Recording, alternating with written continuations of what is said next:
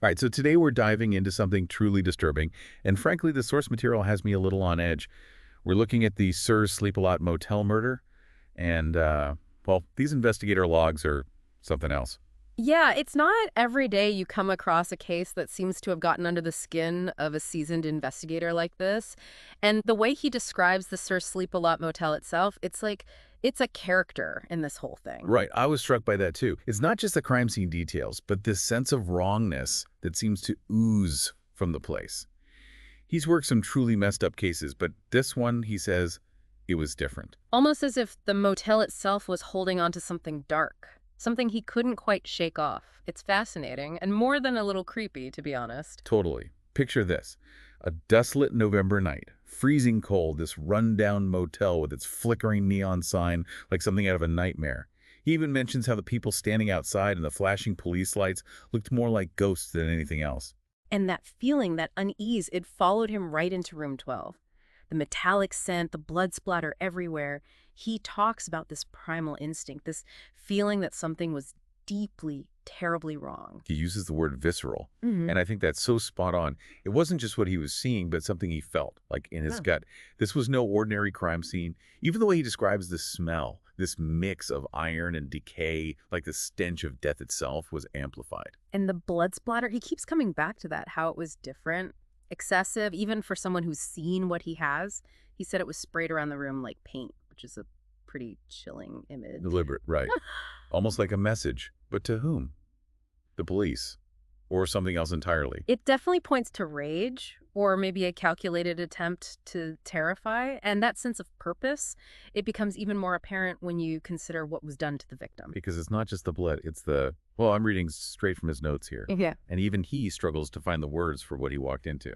It's one thing to deal with the violence, but then to add that layer of, Depravity. Is that the word? yeah, depravity. Mhm. Because this goes way beyond a simple murder, doesn't it? Absolutely. Our John Doe, mid-40s, found partially skinned corn. I can't even imagine the pain. But if that wasn't bad enough, get this. Whoever did this, they dressed him in women's lingerie after he was dead. And the investigator picked up on that right away. The deliberateness of it, that almost ritualistic element. Ritualistic is one way to put it, but there's more.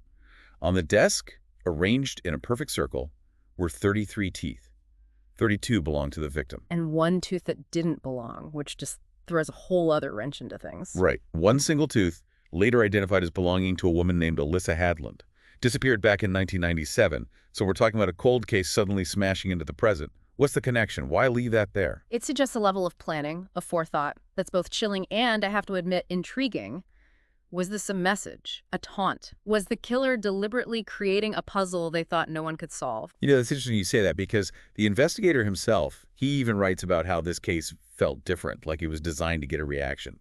But we haven't even gotten to the really strange stuff found in that room. Like the killer was saying, look what I'm capable of. This wasn't some heat of the moment thing. No, not at all. And there are these other details, these notes that just stick with you. That television, remember how it was found? Clicking on and off, static. Yeah, and he suspected it was messed with on purpose, which honestly fits with everything else. He describes taking the screen off, and you can almost feel the dread building in his notes. The brutality of it all, but then this placement, like it meant something. I'm almost afraid to ask. The victim's eyes. Right there, inside the TV, where the picture tube should be. It's like the killer was creating some kind of twisted art piece, something meant to shock. Why use something like a television, something so ordinary, in such a horrifying way? It's taking something familiar and making it wrong. And it says a lot about the killer's mindset, how they see the world. This wasn't just about killing, it was about twisting things, making them grotesque. We've talked about the ritualistic aspects, the teeth, the clothing, now this staging with the TV. It all points to something planned out, carefully thought through. It's hard to ignore that possibility, isn't it? The investigator, he wrestles with that too, trying to square the violence with this order, this precision. And we can't forget, the victim's tongue was cut out, cleaned, left in the bathroom sink, like it meant something. The contradictions, that's what makes it so unsettling. This capacity for violence, but also this strange need for control, maybe. Like they were trying to send a message, but we don't have the code to decipher it, you know? And early on in the investigation, you have those weird random objects found on him too. Gum button, One-way bus ticket. And those children's shoes. Why those things? Was Yeah. it to throw the police off? Maybe. Or maybe it was a way for the killer to make themselves part of it, even if we don't understand how. Those little details, they make you wonder about the mind behind it all. He mentions the shoes were way too small for the victim, placed neatly by the bed, like they were supposed to be found. That staging again. This wasn't random. Whoever did this, they wanted to control how the story was told, leave their mark. So the police are left with all these questions. Who was John Doe? Where did he come from? Why go through all this trouble to make his death so theatrical? That bus ticket, dead end. It's like What? this John Doe, he wanted to disappear. And just when the trail seems to go cold, something pops up. This is about the shirt, right? Exactly. 3 weeks later, some farmer, hundreds of miles away, finds a shirt half buried in his field. Guess whose it was? John Doe's. Had to be. It was. Someone took the time to transport evidence across state lines, bury it. It makes no sense. It's like they wanted to taunt the investigators, but also lead them on a wild goose chase at the same time. Or maybe there's something else going on entirely. Remember that detail that seemed insignificant at first? The missing Bible. Yeah. The Gideon Bible should be on the nightstand, right? Yeah. Every motel room has one. What could that mean, though? On its own, maybe nothing. But in this case, with all the ritualistic stuff, the staging, even the smallest thing could be important. Like they say, the devil's in the details.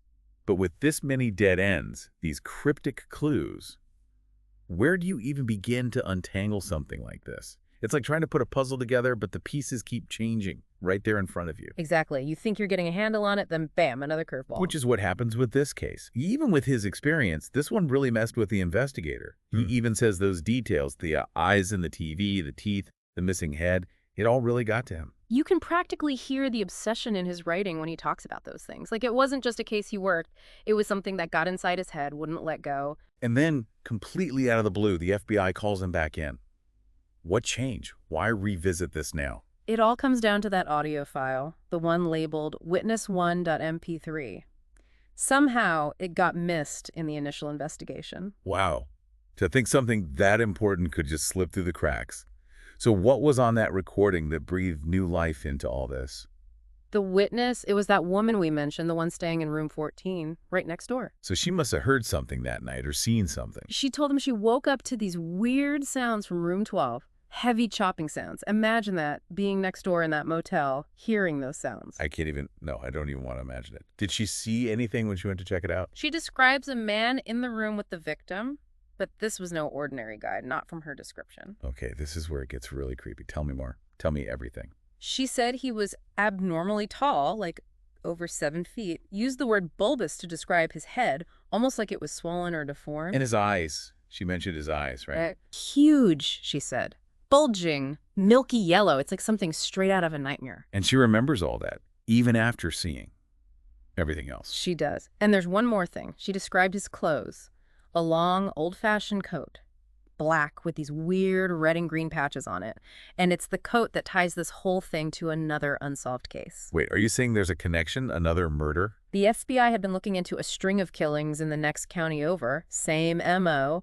Victims beheaded, mutilated, weird stuff left at the scene. A calling card, almost. Something connecting them. And in this other case, they got lucky. They found the victim's head. Where? Tell me they didn't. Inside an antique grandfather clock. You're kidding. That's beyond creepy. It gets worse. The victim's eyes, they were positioned on the pendulum of the clock.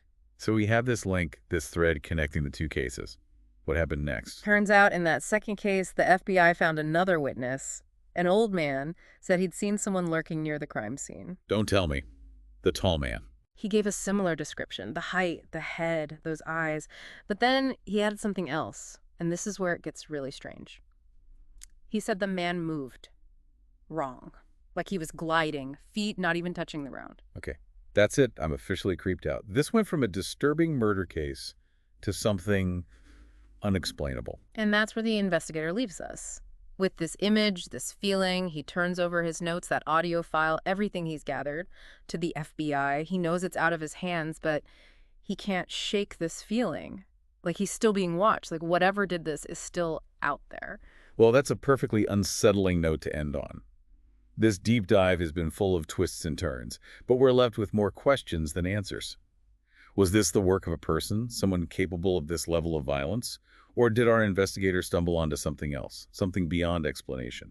The Sir Sleep-a-Lot case, it makes you question everything you think you know. And that might be the scariest part of all. Because if something like this can happen once, who's to say it can't happen again? A sobering thought, and one I think I'll be chewing on for quite a while. Thanks for joining us for this deep dive. And remember, sometimes the most disturbing mysteries are the ones best left unsolved.